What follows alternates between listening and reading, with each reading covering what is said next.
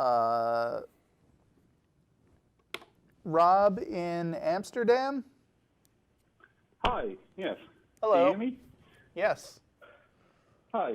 Yeah, so I just have a quick question. I guess it's kind of personal anyway, or they all differ per person. But, so my question is there anything you guys believe in that you know can't be real or you know is bogus, but for some reason you stick to anyway?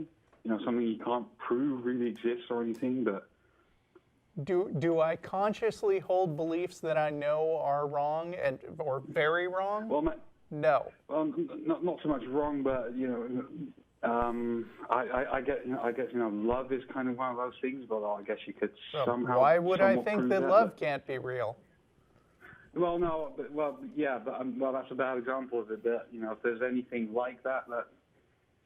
There's a wonderful quote by Mark Twain that said, "Faith is believing what you know ain't true or ain't so," and that's what that reminds me of. You know, there was a time when I had some wishful thinking that there might be a notion of a soul that lived on, but over time I let that go. You know, I think that those sorts of beliefs are liabilities. They're things that you should get rid of. They are Right. baggage that can only harm you and can only slow you down, and you're better off knowing and dealing with the world as it really is, and you know, let that stuff go. So I actively try to purge those sorts of beliefs, and you know, stick with reality, because it's a pretty solid thing. What Don said.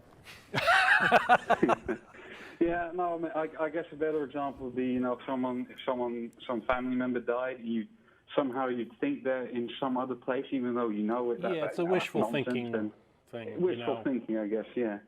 Yeah, I prefer to be a realist. I think that it would be nice if the family member was still alive, but I do not assume that they are just because thinking that would make me feel better. In general, No. I agree with what Matt always says, which is I want to believe as many true things and as few false things as possible.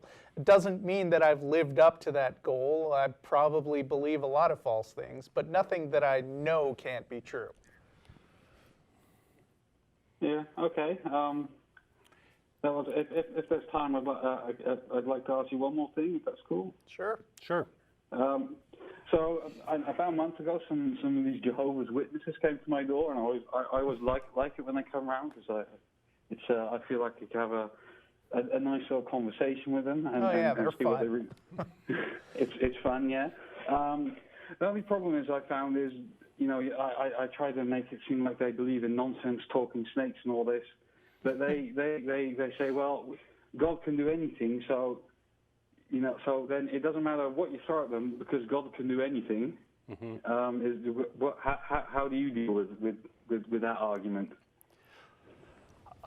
You know, when they come to my door, I generally shoo them away, because it's often an inconvenient time. I invite them in. Yeah, but I have been thinking that the next time they come, I'm going to hit them with what number are you? There's only supposed to be 144,000 people in heaven, and what's your number? You know, and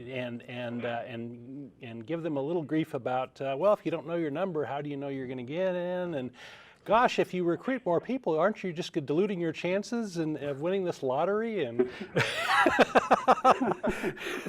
and I'll gladly join your religion if I can have your minister's number, if his spot. I think to answer the question that you had, which is what do you say if people are just falling back on, well, God can do anything, is basically, it's nice for you that you believe that. I don't believe in fairy tales. Or something slightly more polite, but they're trying to convince you that this God exists, and so it's their job. You know, they can't just keep repeating that God can do anything. Right. Because you can just say, well, I don't believe that. Or God, you could respond, God could convert me right now, but yeah. Yes, he can't do anything. Anyway, yeah, it's such BS that it's hard to respond to it sometimes. Yeah. Yeah. Unfortunately. That's just the way it is. Yeah. You probably will not change the Jehovah's Witnesses' minds at your door. No, I have no intention. But it'd be nice to corner them on something. But the numbers thing is good, though. I'll definitely use that next time. All right. Okay, good luck. Good luck to Let you. us know how it goes. Thanks for having me. See ya.